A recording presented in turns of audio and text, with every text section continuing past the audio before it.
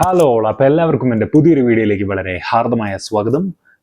ഇന്നത്തെ വീഡിയോ വേറൊന്നിനെയും കുറിച്ചല്ല. കത്ത് നിൽക്കുന്നൊരു വിഷയം നമ്മുടെ കേരള ഗവൺമെൻറ്റിന് തന്നെ ആടി ഉലച്ച ഒലച്ച ഒരു വിഷയമായ PM ശ്രീ പദ്ധതി. അപ്പോൾ PM ശ്രീ എന്ന് പറയുന്ന സംഭവം ഇപ്പം എല്ലാവർക്കും പരിചിതമാണ്. ന്യൂസ് ചാനലുകളിൽ ഇന്നലെ കഴിഞ്ഞ കുറച്ച് ദിവസങ്ങളായിട്ട് പല ന്യൂസ് ചാനലുകളും ചർച്ച ചെയ്യുന്നത് PM ശ്രീ പദ്ധതി, അതുപോലെ CPIയുടെ എതിർപ്പ്. CPM എന്ന് പറയുന്ന പാർട്ടി, CPM വളരെ കാർക്കശ്യത്തോടു കൂടി പിണറായി വിജയനും അതുപോലെ തന്നെ അദ്ദേഹത്തിന്റെ CPM മന്ത്രിമാരും നേതാക്കന്മാരും വളരെ കാർക്കശ്യത്തോടു കൂടി വളരെ എന്തായാലും നടപ്പാക്കും എന്നുള്ള രീതിയിൽ നിന്നു. അതുപോലെ തന്നെ ശിവൻകുട്ടിയൊക്കെ പല രീതിയിലും നമ്മൾ ഗോഡ്സേനെ തന്നെ പഠിപ്പിക്കൂ അങ്ങനെയൊക്കെയാണ് പറയുന്നത്. പലരും പല രീതിയിൽ ഇതിനെപ്പറ്റി പറയാണ്. അപ്പൊ അങ്ങനെ ഇരിക്കുകയെന്ന് എനിക്ക് തോന്നിയത്, എൻ്റെ അഭിപ്രായം ഇതിനകത്തൊന്ന് രേഖപ്പെടുത്തണം. അപ്പൊ ഇനി ഞാൻ പറയാൻ പോകുന്ന ചില കാര്യങ്ങൾ പലർക്കും ഇഷ്ടപ്പെടണം എന്നില്ല. പക്ഷെ അതിന്റെ വീക്ഷണമാണ്. എനിക്ക് അങ്ങനെയാണെന്ന് തോന്നുന്നത് ഇതിനെപ്പറ്റി. പലർക്കും അത് ഇഷ്ടപ്പെടണം എന്നില്ല. പലരും പല രീതിയിലെടുത്തും ചിലർക്ക് അത് ഇഷ്ടപ്പെട്ടേക്കാം, ചിലർക്ക് അത് ഇഷ്ടപ്പെടാതിരിക്കാം, ചിലരിനെ ചീത്ത പറയാം എന്നുള്ള പല രീതിയിലാണ്. അപ്പൊ ഞാൻ പറയാൻ പോകുന്നത് വേറൊന്നുമല്ല. PM ശ്രീ പദ്ധതി എന്ന് ആദ്യം തന്നെ പറയട്ടെ. PM ശ്രീ പദ്ധതി ഒരു നല്ല പദ്ധതി തന്നെയാണ്, അതിലൊരു സംശയമില്ല. കാരണം PM ശ്രീ പദ്ധതിയിൽ അത് NEP 2020. അപ്പൊ ആ ഒരു കരിക്കുലമാണ്, അതിൽ നിഷ്കർഷിച്ചിരിക്കുന്ന കരിക്കുലമാണ് PM ശ്രീ പദ്ധതിയിൽ ആ സ്കൂളുകളിൽ പഠിപ്പിക്കുക. PM ശ്രീ പദ്ധതിയിൽ കൂടെ ചുമ്മാ പഠനത്തിൽ കരിക്കുലം മാത്രമല്ല, ആ സ്കൂളിന്റെ മൊത്തത്തിലുള്ള ഇൻഫ്രാസ്ട്രക്ചർ തന്നെ, അതായത് സ്മാർട്ട് ക്ലാസ് റൂമുകൾ, പഠിപ്പിക്കുന്ന രീതികൾ, അതുപോലെ കുട്ടികളെ പഴയ രീതികളിൽ നിന്ന് പിടിച്ചു വെച്ച് എംബോഷൻ കൊടുത്ത് എന്താ തെറ്റ് അടിച്ച് ശരിയാക്കി, അതൊന്നുമല്ല.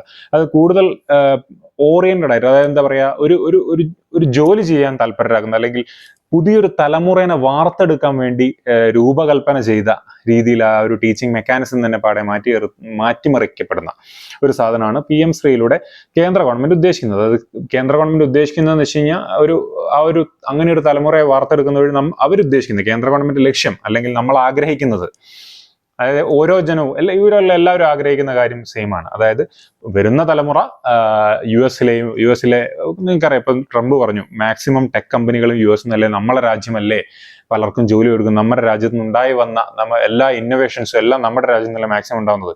അതുപോലൊരു രാജ്യമായി മാറുവാൻ വേണ്ടി അത്രയും വളരെ ടാലന്റഡ് ആയിട്ടുള്ള ആൾക്കാരെ വാർത്തെടുക്കാൻ വേണ്ടിയിട്ടാണ് ഈ ഒരു സംഭവം ഗവൺമെന്റ് പ്ലാൻ ചെയ്യുന്നത്. അത് വരുവോ വരാതിരിക്കുക എനിക്കറിയില്ല. ഓക്കെ, അത് ഭാവിയുടെ കാര്യങ്ങളാണ്. ഓൾറെഡി ഇതിന്റെ അർത്ഥം നമ്മുടെ രാജ്യത്ത് ഇപ്പൊ ടാലൻസ് ഇല്ല എന്നുള്ള, ഒരുപാട് ടാലന്റുകൾ. എന്നാൽ ഇതിലൂടെ നല്ലൊരു പാഠ്യപദ്ധതി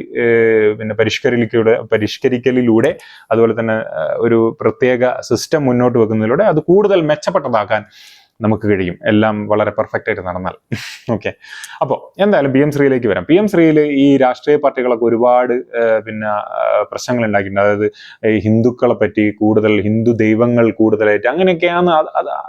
RSSന്റേതെന്ന് ഉദ്ദേശിക്കുന്നത് ഹിന്ദുത്വത്തിനെ കുറിച്ച് കൂടുതൽ പഠിപ്പിക്കുക, RSSന്റെ പ്രഖ്യാപിത നയം അതാണ് എന്ന് വരുത്തി തീർത്തുകൊണ്ട് ഇതിലൂടെ RSSന്റെ ആശയങ്ങൾ കുട്ടികളിലേക്ക് ഇഞ്ചക്ട് ചെയ്യുക എന്നൊക്കെയാണ് ആൾക്കാർ പറയുന്നത്. പക്ഷെ അതൊക്കെ ശരിയാണെന്ന് എനിക്ക് തോന്നുന്നില്ല.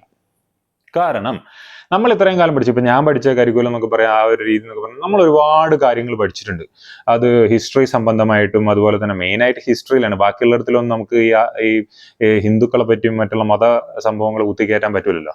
അപ്പൊ ഹിസ്റ്ററിയിൽ കൂടെ അതിനെപ്പറ്റി ആ കണക്ഷൻ, അതായത് ചില കാര്യങ്ങളെ ഇങ്ങനെ കണക്ട് ചെയ്ത് അങ്ങനെയൊക്കെയാണ് ഉദ്ദേശിക്കുന്നത്. അപ്പോൾ ഇതിന്റെ സംഭവം എന്ന് വെച്ച് കഴിഞ്ഞാൽ നമ്മളൊക്കെ പഠിച്ചെന്ന് വെച്ചാൽ ഒരുപാട് കാര്യങ്ങൾ മിസ്സായി പോയിട്ടുണ്ട്. ശരിക്കും പറയാം, നമ്മുടെ ഹിസ്റ്ററിയെ പറ്റി പഠിക്കുമ്പോൾ, ഇന്ത്യൻ സംസ്കാരത്തിനെ പറ്റി പഠിക്കുമ്പോൾ അത് ഹിന്ദുത്വവുമായി ബന്ധപ്പെട്ടതാകുന്നത് ഒരു തെറ്റ് എന്ന് പറയാൻ പറ്റില്ല. കാരണം ഇപ്പൊ നളന്ദ യൂണിവേഴ്സിറ്റി, അതിനെപ്പറ്റി വളരെ വ്യക്തമായി വളരെ നന്നായി PM ശ്രീ എന്ന ഒഴികെ NEP 2020 അതായത് പുതിയ പാഠ്യപദ്ധതിയിൽ പരാമർശിക്കുന്നുണ്ട്.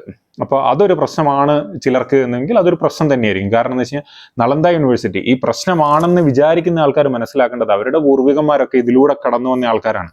ഒരുപക്ഷെ ഈ നളന്ദ യൂണിവേഴ്സിറ്റിയുമായി ബന്ധമുള്ള ആൾക്കാരായിരിക്കാം, എല്ലാവരും അല്ല, ചിലരെങ്കിലും. അപ്പോൾ നമ്മൾ മനസ്സിലാക്കേണ്ടത് ഇത് നമ്മുടെ സംസ്കാരമാണ്. അത് പഴയ സംസ്കാരം, ആ ഒരു ഹിന്ദുത്വ സംസ്കാരത്തിന്റെ കൂട്ടത്തിലായിരുന്നു. അതായിരുന്നു ഈ ഭാരതത്തിന്റെ അല്ലെങ്കിൽ ഇന്ത്യയുടെ പാരമ്പര്യം, അതായത് ചരിത്രം.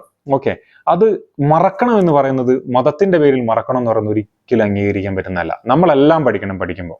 അതായത് നമ്മൾ മുഗളന്മാരെ പറ്റി മാത്രം പഠിച്ചാൽ പോരാ, മുഗളന്മാരുടെ നല്ലതിനെ പറ്റി മാത്രം പഠിച്ചാൽ, മുഗളന്മാരെ മോശപ്പെട്ട കാര്യങ്ങളെ പറ്റിയും പഠിക്കണം. അതാണ് ചരിത്രം. ഓക്കെ, അതുപോലെ തന്നെ ഹിന്ദുത്വവുമായി ബന്ധപ്പെട്ട ഒരുപാട് കാര്യങ്ങൾ, ഒരുപാട് നല്ല കാര്യങ്ങൾ മറ്റ് രാജ്യങ്ങൾ എന്താ പറയാ പഠന വിഷയമാക്കിയ അല്ലെങ്കിൽ അപ്രീഷിയേറ്റ് ചെയ്ത, ഇപ്പോഴും അതെങ്ങനെ സാധിച്ചു എന്ന് പിന്നെ ചിന്തിക്കുന്ന, നമ്മൾ ഇന്ത്യക്കാരധികം അതിനെപ്പറ്റും ചിന്തിക്കുന്നില്ല എന്ന് എനിക്ക് തോന്നുന്നു. മറ്റു രാജ്യങ്ങളൊക്കെയാണ് കൂടുതൽ ചിന്തിക്കുന്നത്. അപ്പോൾ അങ്ങനെയുള്ളൊരു സംഭവമാണ് നളന്ദ യൂണിവേഴ്സിറ്റി. അതുപോലെ തന്നെ ഒരുപാട് കാര്യങ്ങളുണ്ട്. ഈ ഒരു പാഠ്യപദ്ധതിയിൽ ഉണ്ട് ഹിന്ദു ഗോഡ്സിനെ സംബന്ധിച്ചും അതുപോലെ തന്നെ അതുമായി ബന്ധപ്പെടുത്തിയിട്ടുള്ള, അത് അങ്ങനെ നമ്മൾ ഹിന്ദു മതത്തിനെ കൂടുതലായിട്ട് പുഷ് ചെയ്യുന്നുണ്ട് എന്നാരെങ്കിലും പറഞ്ഞാൽ സമ്മതിക്കില്ല, കാരണം പുഷ് ചെയ്യുന്നില്ല. ബട്ട് പല കാര്യങ്ങളും ഇതുമായിട്ട് കണക്റ്റഡ് ആണ്. നമ്മുടെ ആൻഷ്യൻ സിവിലൈസേഷനെ പറ്റിയൊക്കെ പഠിപ്പിക്കുമ്പോൾ ഓക്കെ, അത് പഠിച്ചിരിക്കണം. ഇന്ത്യയിലെ എല്ലാ കുട്ടികൾ ഇന്ത്യ എന്ന രാജ്യത്ത് പഠിക്കുന്നത് നമ്മുടെ വളരെ സുന്ദരമായ ആ കാലഘട്ടത്തിനെ പറ്റി പഠിച്ചിരിക്കേണ്ടത് വളരെ അത്യാവശ്യമാണ്.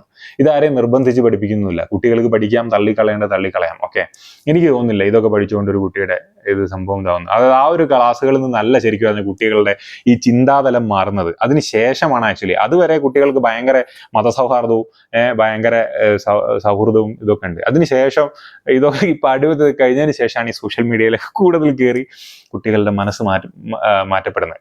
അപ്പോൾ കുട്ടികൾ പഠിക്കട്ടെ ഇങ്ങനെയുള്ള കാര്യങ്ങൾ കൂടെ. ഇപ്പോൾ എൻ്റെ അഭിപ്രായത്തിൽ ഈ ഒരു PM ശ്രീ പദ്ധതി ചെയ്യുന്നത് വഴി ഒരു കാരണവശാലും അത് നമ്മുടെ ഭാവി തലമുറേനെ മൊത്തം BJP-കാരാക്കുക അല്ല RSS-കാരാക്കൊന്നുമില്ല.